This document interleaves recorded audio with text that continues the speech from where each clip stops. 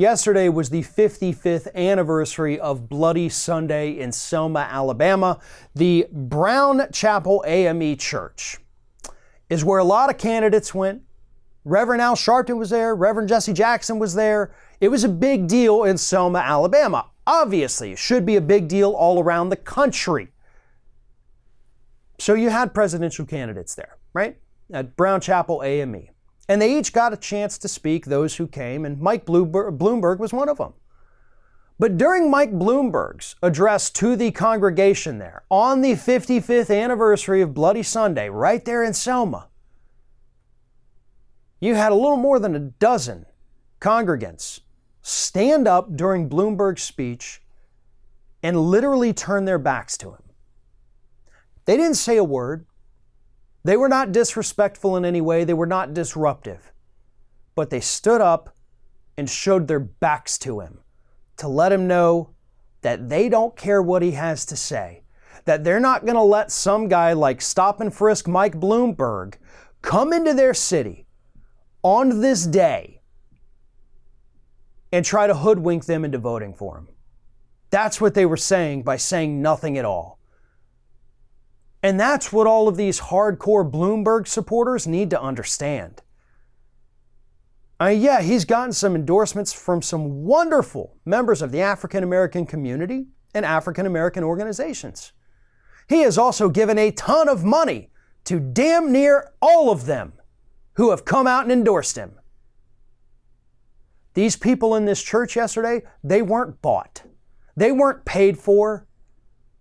And they let us know how they really feel. And that's going to hurt Mike Bloomberg, things like that. Absolutely. Tomorrow is Super Tuesday. This will be the first time Mike Bloomberg has been on any ballot. We got 14 states voting tomorrow. And if yesterday, Sunday, was any indication of what's going to happen to him, he is going to get massacred at the polls. I don't care what the polling data says right now. When you put it in practice, because most of the polling data, folks, has been way wrong so far this primary season, right? When you put it in practice, and when African Americans actually go to the polls and they see Michael Bloomberg's name there on that ballot, I guarantee you, Bloomberg is going to crash and burn. His whole story has not been told yet. We've only had a couple weeks to try to explain to people, reveal these audio clips like Ben Dixon, who has done such an amazing job with this, have done. The story's not even all the way told yet, and this is already happening to Bloomberg.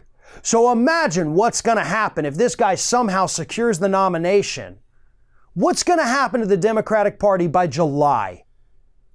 It'll have no African American support left except for the ones that Bloomberg has personally written a check to. That's what's going to happen. And that is why Mike Bloomberg is dangerous, because yeah, he has got a lot of money.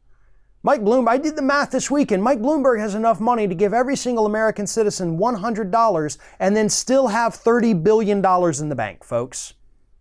That's a lot of money. But Mike Bloomberg's not going to cash out those $100 checks for everybody or hand out $100 bills to everybody to gain their vote. So he's going to be in trouble.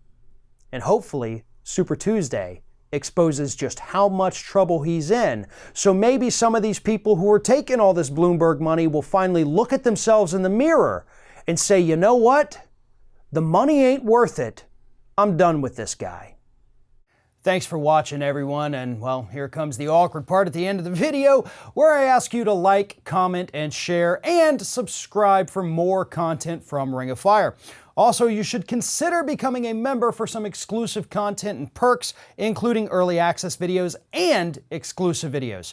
Check out the link in the description.